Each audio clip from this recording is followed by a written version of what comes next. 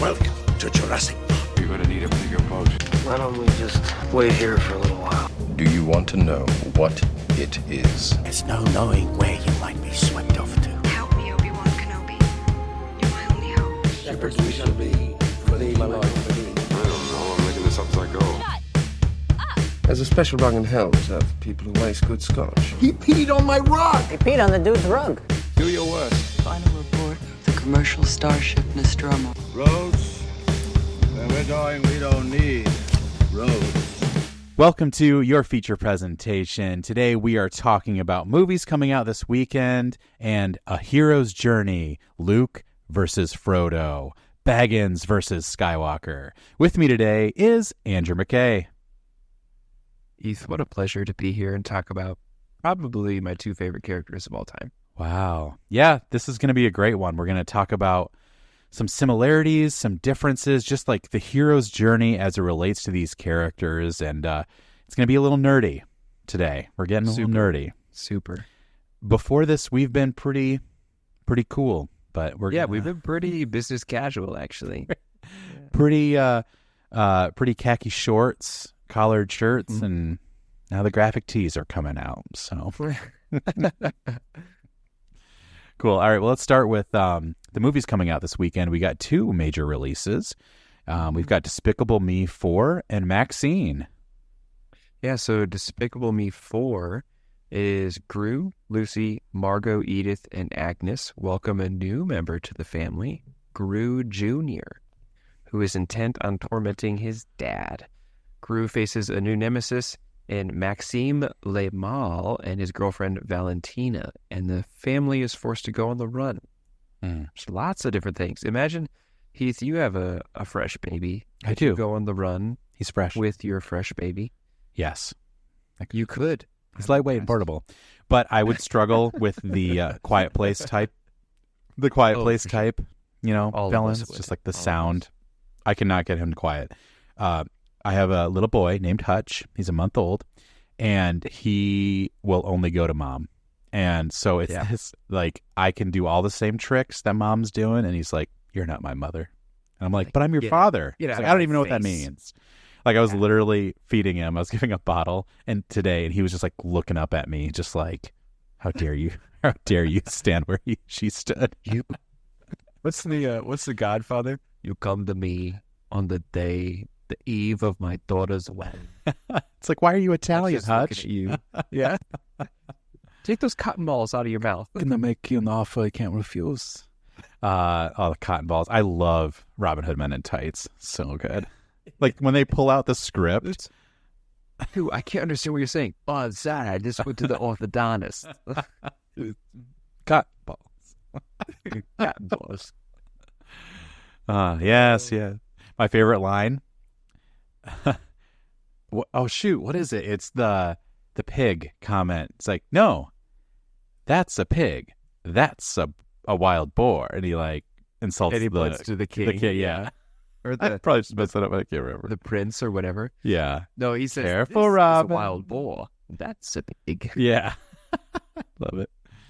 All right. So yeah, Despicable Me looks fun. I watched the trailer and I forgot that he was married. Now I was like, I forgot about that, which is Kristen Wiig. It was third one, a funny character, but I was like, because I think this is Despicable Me 4, but there's also been, there is The Rise of Gru, or no, that was a Minions movie. The Despicaverse is very vast. Yes, it's very intense. It's lore defining. A lot of people are saying that Rise of Gru is outside canon. I don't know about your thoughts. Oh, really? Yeah, they say like that's not canon because that wasn't Gru approved. That wasn't Steve Carell. Oh, interesting. I look forward with the momentum that we have with the Despicaverse. I expect to overcome the Fast and Furious movies within the decade. Yeah. So we should hit Despicable 11 before I turn 40 easily. Easy as pie. Are you familiar with GL canon? The phrase GL canon? So G.L. Canon. yeah, George Lucas. Oh, George Lucas. Okay. So I've heard it just referenced, so I just was wondering if you'd heard the phrase, but the idea that basically anything that George Lucas didn't do is not canon. What? Yeah. So it's like, it'd be saying Star Wars 1 through 6 is canon, Clone Wars is canon, Rebels isn't canon, like all expanded Clone universe. Wars, but not the final season, which was the best season. Exactly. So it does, you're like, well, But I was sillies. I was one of those people. I'm very much movie based, obviously. I actually have a movie podcast. Go check it out. Your feature presentation.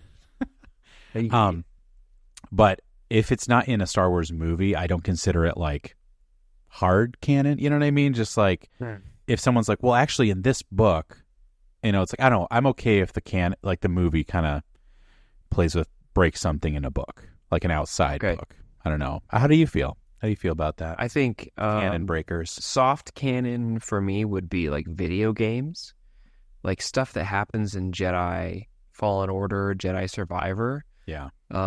I think of soft canon, like the Force impressions that he can sense around.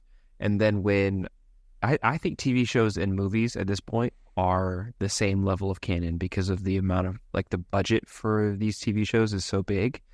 So then when Ahsoka premiered in the first episode, she was like sensing Force ripples on like this totem, and knew how to activate it just like in the video game. I was like, okay, that's a hard confirmation of a soft canon. So I would push it personally into video games and books are like soft canon. Soft canon. And I'm really trying not to make any inappropriate jokes about that phrase. So just know that they're in there. I'm going to move on. You need to chill out. Yeah. I literally told you right before we started, I don't want to talk about The Acolyte, but I do have one thing to say in reference to what you just said. Okay. We've talked a lot about budgets in movies, and the one, like, I saw this article that was basically the one episode of The Acolyte cost double what Godzilla -1 cost. Yeah. And I just think that's really telling, right? Because I feel like we've talked about this before, but movies are costing way too much. And I know it's a different country, so there's different things there. But I'm like, it's a bummer that we are spending so much money and they have to do so good. And franchises are like living and dying because like I think like Fast and Furious, or not Fast and Furious, my gosh.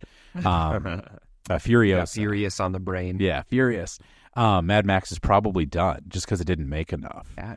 But it still had it's such a bummer that it had to cost so much that it wasn't able to, like, it's done because it didn't break records, basically. Yeah. I think Godzilla -1 is an example of like a true love project where, sure, the budget was low, but from my understanding, there was one studio that did all of the VFX shots for Godzilla -1. And I'm sorry if this is a lie, but this is like my understanding of how this worked. One studio that had a ton of time to like go through all the details. And in some regards, maybe that means like it's more expensive, but if those people are just as passionate about the project as the guy who's like at the helm of it, then you can potentially swing it for a lower budget and make a fantastic movie versus the forced turnover of, let's just say, a Disney product, a Marvel show, a Star Wars show, any of those things. They want it so fast and so quick, and they want it to look so good that something has to suffer. Sometimes it doesn't look good. Sometimes it doesn't sound good. Like the words, the script writing or whatever can fall short in some areas, but those are all just conjecture. So, yeah, that is interesting because it made me think of Lord of the Rings when you said that and how many people were so passionate behind that. And I'm like, maybe that is more of the key of a good movie. It's not the budget issue. It's just like, if you have people who love the project, they're probably cool with doing overtime. Yeah, you know, how like, much time can you spend on it? I think Yeah. of, like with Lord of the Rings, I think of the shoot was what, like 18 months? Just the initial, like, we're gonna do all 3 movies, 18 months. You got to sign up for that. What's a regular movie shoot? 3 months, 4 months? Yeah. Like, these people signed up for a year and a half of everything, which is such a commitment. So it's no wonder that, like, it trickles through every department. Like, we have 18 months of footage to add VFX shots to. Okay, we're going to do the literal best we can because we've been also working on this project for 2 years or whatever it is. Like, Yeah. it's just, I feel like that time commitment has to be met with a passion. Otherwise, you're in prison. Yeah. Yeah. Love of the movies. That's what it takes. Oh, yeah. Sure is. So that's our thoughts on Despicable Me 4. How did you make Despicable Me 4 into The Acolyte and Lord of the Rings? Exactly. It all I'll never know. cyclical. So Maxine is the next one coming out, which is the A24. Is there a trilogy name for that movie? Like the Maxine Chronicles? Yeah, the X. I don't know. Series. Series X. I think that's an Apple product. Yeah. So Maxine, I don't know if there's a name for this trilogy of movies, but it's in the 1980s Hollywood. Adult film star and aspiring actress Maxine Minks finally gets her big break, but as a mysterious killer stalks the starlets of Hollywood, a trail of blood threatens to reveal her sinister past. So this appears to be a sequel to Pearl? No, X. Pearl is a prequel to X. Yes. And Maxine is further down. So, such good horror. Yeah. In so many different ways. Mm-hmm. And I'm really looking forward to Maxine, like, being not equally different, but, like, also kind of refreshing and like I don't know. I don't have really any expectations for this movie except for it to, like, blow my mind a little bit. Yeah. Well, each of the first ones, which it's hard when a trilogy kind of bounces around like that, because, like, one comes out and then a prequel comes out and then a sequel to the first one comes out. So it's a little bouncing around. But yeah, each of them was super just, like, unique and felt fresh. Like, we talked a lot about, there's one scene where she swims in a lake and there's a crocodile swimming up, and it's just like this huge, just like shot of just the lake, and it's just a crazy shot, and it's just such a tense moment, and it just it's amazing. So yeah, I'm excited for this movie. Broad daylight horror. I know you've said this in the past. Broad daylight horror is just so fun and unique. It's like, why am I scared right now? I should feel safe. Right. I think because nighttime horror, I think, is so easy. You know, it's just like, you don't know what's right around that corner, and it's easier. It's cozy. It's comfortable. It's cozy. Friday the 13th. Nighttime. Yeah, around a campfire, you know, having some mellows. Sweet. All right, let's jump in now to our so Frodo versus Luke. Just a hero's journey, because we thought this would be a fun topic to kind of talk about Joseph Campbell's hero's journey, and just the kind of structure of some things that makes them like some different beats they go through, and just some comparing these two people. So yeah, well, we're going to basically just do movie talk. So we're not going to delve to the book as much, just because I think it's a little easier. So let's start off, Andrew. Like, what's your first thought about what makes these guys, like, similar? So first thing that makes them similar for me was the strong sense of duty and responsibility. So Luke and Frodo are faced with this reality, like a responsibility that's forced upon them, not because of something that they signed up for or something that they took from someone else, like they pursued, but it's an inherited responsibility. So Frodo inherits the ring, therefore it's his responsibility. Luke inherits his name. He's a Skywalker, so there is inherent responsibility that he has to what his family is doing, and how their family line can affect the galaxy, the whole universe. So that really strong sense of duty and responsibility, I think, is the major thing that unites them. I never even thought about how much their family ties them together, because yes, with Frodo, you have, this is my uncle's ring. It's like, this is what he gave me. So like there's possession in that, like this is the family heirloom. So it's my responsibility to take care of it. And in this case, throw it into a fiery mountain. And like Luke with like, that's never really spoken, but yeah, this is my, when he, which is later in the series, obviously, but it's like, this is my father. This is my sister. Like we're involved. Like this is a family struggle. This is not like probably a bit of that responsibility too. And I don't think that's really stated in Star Wars, but like that is definitely huge similarity there. One of the major differences I see, which I think is just really interesting to look at, is Luke wants to leave home. He wants to go on adventure. He wants to join the academy. He wants to explore. He wants to like get off the farm. Frodo wants to stay. Like he wants to, he's still in love with the Shire. You know, he wants that. And Luke does get out, but he's forced out. It's not the way he wants to leave. He wanted to just join up, but he's forced to leave because everything's taken from him. So he's thrust upon that journey. And then Frodo is like, I mean, I think Mary says it best, like there won't be a Shire if we lose. So like he leaves the Shire to save it. For the sake of the Shire. Yeah. Yeah. And so I think we'll play a little, it's not a game. I don't know why I'd call it a game. I would love, it's kind of like a game. I would love to just go through some bullet points of Joseph Campbell's hero's journey. Great. And I would love to hear your thoughts on them, but just like what stands out to you about like Luke or Frodo with these. And also like, or if there's other movies or characters. So like these are similarities. There are things that are like most heroes in movies seem to follow a similar pattern. That's the whole idea of this book and this article. So, all right. So heroes typically have these movements. There's an ordinary world, a hero's normal life before the adventure begins. We see that in the Shire.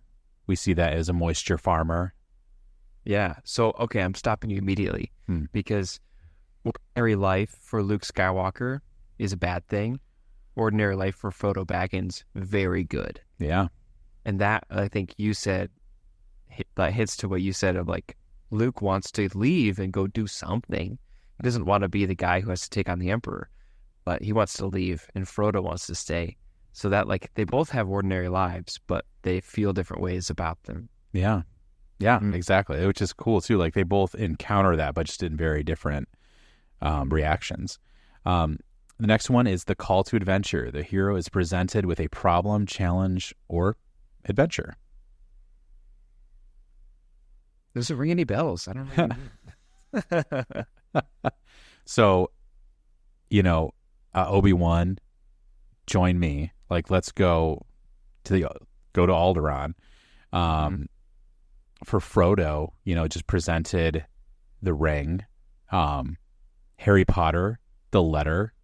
It's like this first thing of, here's the opportunity. So the next one really ties into this, the refusal of the call. The hero hesitates or refuses the call to adventure due to fear or insecurity. I can't go to Alderaan. I can take you as far as Anchorhead. Yep. What are some other examples? What do you see like that? The rejection, refusal of the call. Man, I mean, I don't know if Frodo denies the journey when Gandalf comes back, like up in a tizzy after his studying, but he certainly tries to deny it in Rivendell before the Council of the Fellowship. And his posture, his mentality is like, oh gosh, we made it to Rivendell. I can't believe it. Now I can hand off this ring and they can fix the world and I can go back to the Shire. This is my big journey. That was the big thing that I did. And he is very much refusing, at the very least internally. Like, I'm not the person that they're searching for to solve this big problem. I'm a small hobbit and I don't do big problems.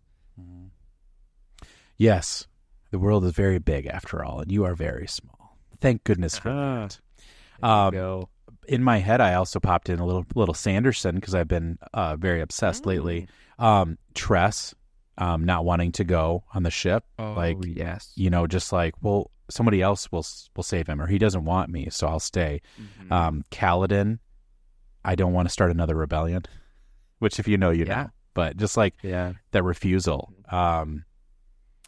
So yeah, some of these aren't in necessarily the strict order, but these are similar beats. I think most of them happen earlier than later, but I think you're right. I think Frodo's biggest refusal of the call in the movies is Rivendell. Yeah, for sure. So next we have meeting a mentor. The hero encounters a mentor who provides advice, training, or magical assistance, which is so. It's Obi-Wan. It's Gandalf. It's Hagrid / McGonagall / Dumbledore, Harry has so many mentors. He does.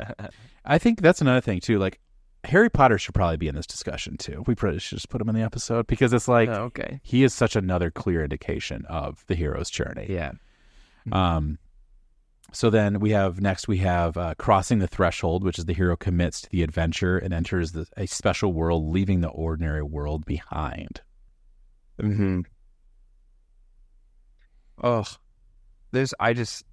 every single hero goes from ordinary to extraordinary. I think of Spider-Man. I think of Frodo, Luke, Harry Potter, Iron Man. I think of Kaladin after, if we're going to talk Brandon Sanderson, Kaladin post Storm when he gets strung up on the top of that barracks building.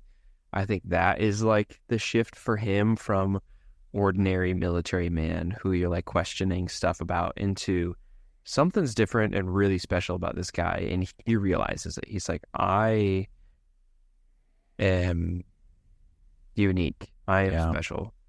Yeah. Darrow going to the surface of Mars. Yeah. Wow. Darrow all Lycos. Yes. Okay, so the next one is tests allies and enemies. The hero faces all of these things and confronts enemies in the special world. So Frodo with the ring wraiths. We could do Luke with stormtroopers, gangsters. Even Luke has so many different waves because he's I think all of these heroes' journeys too, their worlds get bigger, right? It's I just knew this corner of the world and then it expands. So with Luke, he's well, I knew this part, but now there's this giant galaxy. Now there's a space station. Now there's a rebellion, different planets even, there's been a lot going on for a long time and I'm just kind of tuning into it.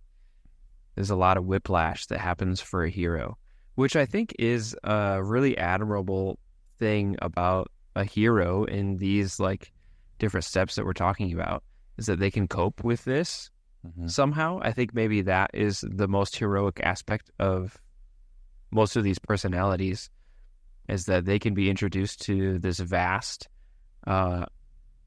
landscape of content, or not just content, but their cultural facts and oppression and all that stuff, and they can roll with the punches and make decisions okay, I have to do something about it.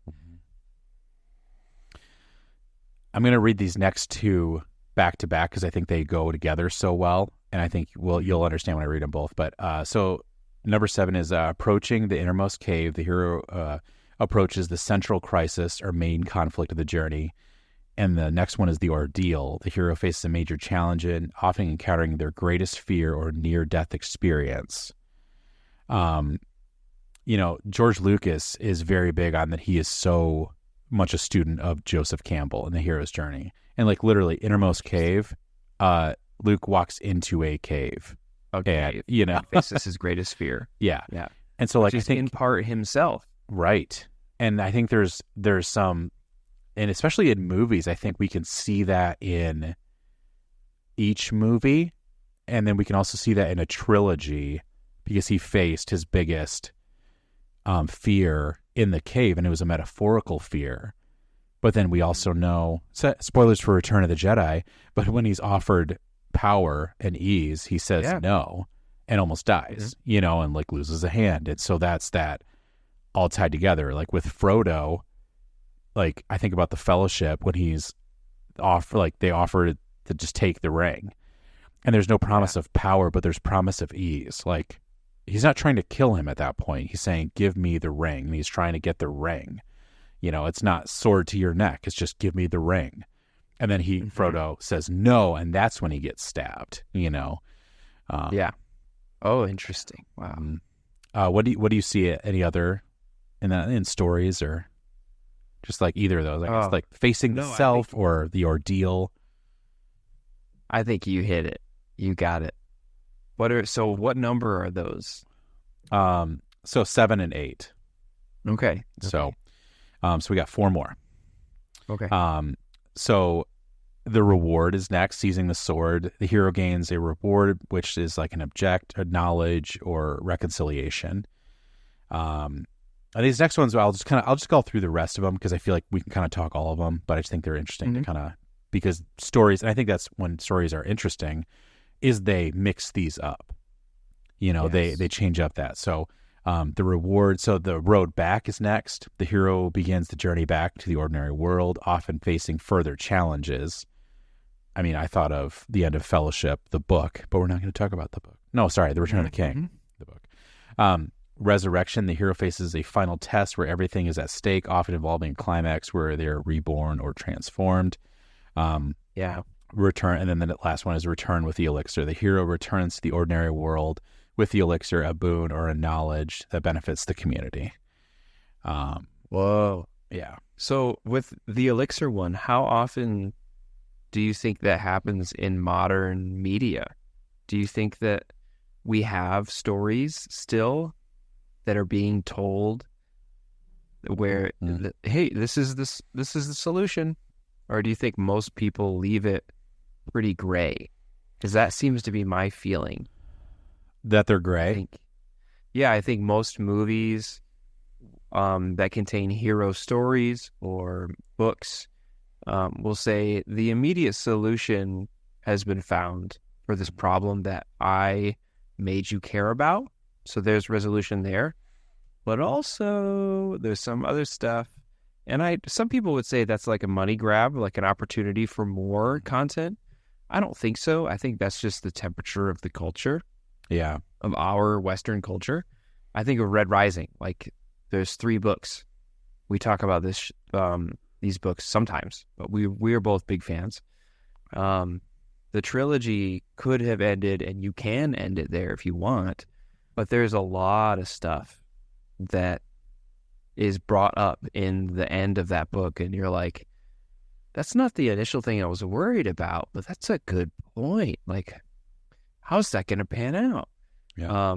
I think Brandon Sanderson does that well as well. And there's a book by M.L.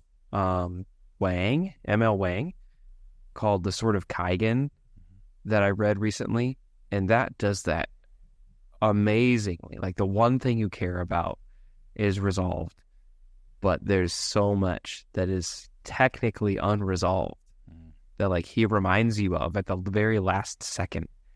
That could be like take the form of cliffhangers, maybe. But what are your thoughts? Yeah, I think it's both. It really is, because I think we're in a different time right now where we talked about this before, that these stories go in flows. Like, do you want to see more good versus evil, or do you want to see more kind of gray political mess? And I think they're both good. They're both needed, and I think you'll just see them ebb and flow through culture. Stories, movies, whatever. Yeah, I do think sometimes it is different because I think we're now expanding it because people want more movies. Like they want more sequels. They want a bigger structure. And so I think sometimes it's cool to learn about this hero's journey, to see that implemented in so many things, because I think that it's also how you make a solid story, but that's also how, by changing that up, you make an interesting story. Like, to make it fresh, you know, it's just like, I would say you could do a lot worse than following this structure, but at the same time, making sure you're different or more unique than this structure is compelling and interesting. And I think it's cool too, because you can see characters go through these journeys, multiple characters in the same, you know, piece of media, series or movie, and multiple movies too. Like, I'd say Luke's biggest near-death experience is at the end of the second movie he's in, Empire. And so, like, he has different stuff in each movie, but it's like his story is it over 6 movies? Is that his whole hero's journey, or is it over these 3? Yeah, so there's a lot there. And I think this Frodo and Luke Skywalker comparison, they both fail, but they are both with people who succeed. And I would argue that they have set that person up to succeed. So Frodo, Mount Doom, the ring is mine. I'm not going to destroy it. And then, but I would say because Sam is there and like connects with Frodo, that's how that story ends. So like a lot of people, like even Tolkien eventually said, yeah, I think Sam is the hero of the Lord of the Rings. But then also with Luke Skywalker, he doesn't defeat the Emperor, but he is there, and the only reason Vader turns sides and defeats the Emperor is because of Luke. Yes. So like it's cool because like both of those series are not chucking it into the fire, killing the Emperor, huzzah! Like it's yeah. So like already they're changing that. Yeah. Okay. So I agree with you mostly. Ooh, lots of confrontational. So I think that a similarity between Frodo and Luke is that they connect with the villain of the story, which embodies how they can like a potential future for themselves. First of all, so Luke looks at Vader, his father, and says, if I give it, like Vader's on the steps and he's beating him with his lightsaber, beating him down. He's won the duel. He has his lightsaber. And this is Empire. No, this is Return of the Jedi. And he throws it away because he looks What's he at say, his Andrew? father. What's he say? I don't know. What does he say? Oh, I think you failed, Your Highness. I am a Jedi, like my father before me. Like my father before me. So, but he looks at his father and he sees what he's become because he gave into the dark side, and he sees his own future in that.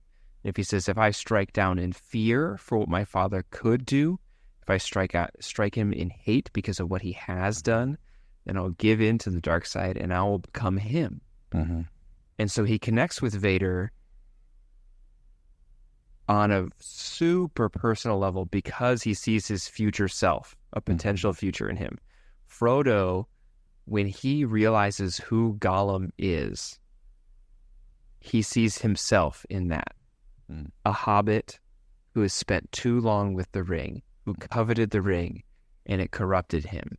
And so when Luke says Anakin, he says, you are Anakin Skywalker. And Vader says, that name no longer has meaning for me. Exactly. Luke is invoking the name of the person that he has a deepest connection with, saying, you are potential future me based on what decisions I make right now. But your real name is Anakin. He says, no, it's not. Frodo looks at his potential future in Gollum and says, "Your name is Smeagol, isn't it?" And Smeagol is like, "That's my name. Holy cow, I have a name. That's my name. You're giving me purpose." And so they have a different connection there, which is interesting. But they both, I don't think that technically Sam is the hero of The Lord of the Rings. I think that Sam and Frodo's relationship ends up saving Frodo from dying himself. But his deep connection with Gollum and Smeagol is ultimately what leads to the ring's destruction, because Gollum and Smeagol lead Frodo regardless of Sam. Well, no, he follows them. Sam gets them up to Mount Doom because he carries him. Yeah. But the only reason the ring was destroyed is because Smeagol gave in to Gollum, became the thing that Frodo dreaded, while Frodo was becoming it. Like, Frodo was giving in. He was saying, "No, I will. It's mine. I'm going to keep it. The ring is mine. The ring is mine." And the only reason the ring was destroyed was because it was compelling these two similar personalities against each other. And that's why it tumbles into the fire. I don't think this, I wouldn't call Sam the hero. I would maybe call Gollum the reluctant hero. Because that's, or I don't know if there's a different name for that, but the only reason it was destroyed is because Gollum could never say no. Yeah. And it was ultimately, it was the desire. It was like the insatiable pull from the ring that led to its destruction. Yeah, and it's just like the connection between the two villains and how they handle that at the end. I don't think that I like saying Sam is the hero of the story, because I don't think that he could have done better than Frodo if he was carrying the ring. Right. And I think, I don't know if that's what you mean, but I think some people imply that Sam is a better person or has better character than Frodo. When, like, to put into perspective, the ring was something that, like, normal people, the normies, could not even glance at without giving into temptation. Right. Galadriel, Boromir are in place of a dark lord, you would have a queen. Oh, the most beautiful queen. And Boromir is like, I should take it and use it to war, all that stuff. Those you cannot wield it. The ring answers to Sauron alone. It has no other master. And what would a mere ranger know of this matter? This is no mere. Sorry. You're the quote master. How do you do this? It's just in my brain. I love it. Yeah. So just like, I don't think that anyone could have, I don't think anyone could have donned the weight of the ring better than Frodo. But the point of Frodo's story is that nobody, even the suited person, can overcome the ring's temptation. And that's why it has to be destroyed. Because in the end, if Frodo is able to say no to the ring, then why shouldn't he wield it? Why shouldn't he use it? Little Boromir action. Why shouldn't I?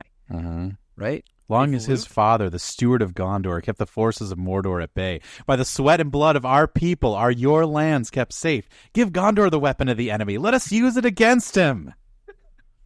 That's what I'm talking about. And what are we waiting for? And sorry, I didn't mean to throw you. That was amazing. I got way too much. I used to be able to straight quote the Fellowship of the Ring for like the first hour. Whoa. I could yeah. It's impressive. It's useless. It's a useless skill to have. Don't listen to those lies. That is an impressive talent you have. Yeah, well, but I'm gonna. This is my closing thought. Not for everything I have to say, but just for this rant that I'm on. Apparently, is just that Luke, just like Frodo, could not say no to the ring, and that was the whole point of why it had to be destroyed. in a similar sense, Luke had to continually say no to fear and anger and hate and the dark side.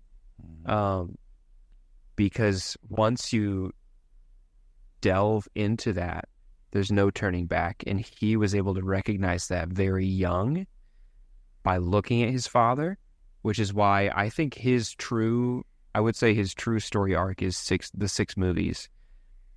Because there's a point where he becomes closer in the sequels to giving to the dark side than he does in the prequels or in the original trilogy. But that's my thoughts, is like those two share a very intense journey that no one else could have done. Yeah. That was delightful. I love just sitting back and listening to it. That was great. I'm sorry I had 10 minutes. Dude, I talk so much. It's all right. I know. I love it when we get a good Andrew rant on the pod. Yeah, so I think what people mean when they say Sam is the real hero, I think he's the one that made all the right choices, like in that view. Yeah. But because he didn't have to carry the ring. Exactly. And I was going to say that's huge because I think so many people forget how long Frodo resisted. There was an original edit of Return of the Jedi that, we only saw in The Empire Strikes Back, Vader saying, "Join me and we will end this conflict forever. We will rule the galaxy as father and son." And that's like the only time we saw the temptation of Luke. And it was really like, hey, do you want to rule or do you want to die? But in the original edit for Return of the Jedi, Luke was like building his new lightsaber, and he heard the voice of Vader being like, join me. Like he was like an ethereal temptation, like literally devil on his shoulder, join me, which was like, that would have meant like he's constantly being tempted by the dark side, which did not end up happening in the final. Yeah, exactly. Which I would say he probably still felt that pull even in the movie. We just didn't see it as much. But Frodo definitely felt that ring all of the time. He was always tempted. I mean, we see his temptation, especially in the Two Towers. They do so well of like, he's always just wants to look at it. He wants to know where it is, And yeah, so I think Frodo really resisted for so long, and his strength gave out. I know he took the ring for himself, but it's also some of these things like he resisted for so long, and I think his strength just gave out at the end, So I think you're right. He took it that far, and I would agree. I don't think any other, character could have taken it that far. Yeah. And that seems like a great place to end our discussion on Frodo and Lord of the Rings. And now Luke. We've tied a bow on these characters, and we'll never talk about Star Wars, and we'll never talk about Lord of the Rings again. Never again. Until next week. All right. Well, sweet. We'll take a break a little bit from Star Wars and Lord of the Rings stuff, because what is coming up here? I was going to say, we're very excited. So I've kind of did this as a joke, and then it's become a full-on thing. I basically say Shark Week is a holiday, and I celebrate it very hard. So starting this Sunday night is Shark Week. So that means the Discovery Channel is having a bunch of like shark documentaries. If you have HBO, you can view these because Discovery is now a part of Max, the streaming service. So you can watch all those. So I might have some suggestions for documentaries to watch if you like shark documentaries. I do. But if you don't like documentaries, we're going to still celebrate Shark Week movie style.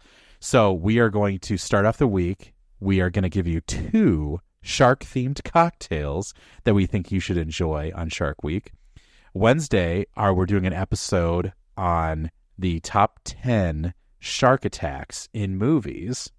So that's going to be a fun episode. And then Saturday, we have a movie talk on a little shark movie called Jaws. Jaws. Dun dun dun dun dun dun dun dun dun dun dun dun. Oh, it's going to be so fun. We're just going to talk about Jaws. And we're going to talk about what a great movie it is. Yeah, so that's what we've got coming up next. We're really excited. Let's just take us home. Wow. Thanks for listening, everyone.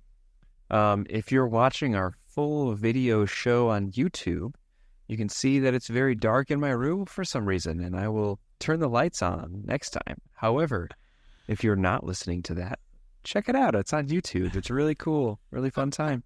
The lights slowly got dimmer and dimmer. Especially, I thought it was cool because it was during like so much of your rant. It got darker and darker. It's like, oh man, it's like I'm waiting for a cloud to come up and a little candle to pop up. Yes, Ebenezer. The story of Luke Skywalker.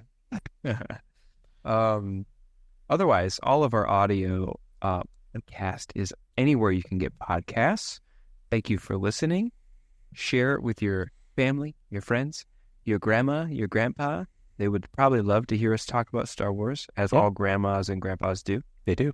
You can follow us on Instagram at Your Feature Presentation. Interact with us, comment on stuff, ask us questions, whatever you'd like. We post reels often. Keith does a great job. That's about it. Thank you for listening. Go see a movie.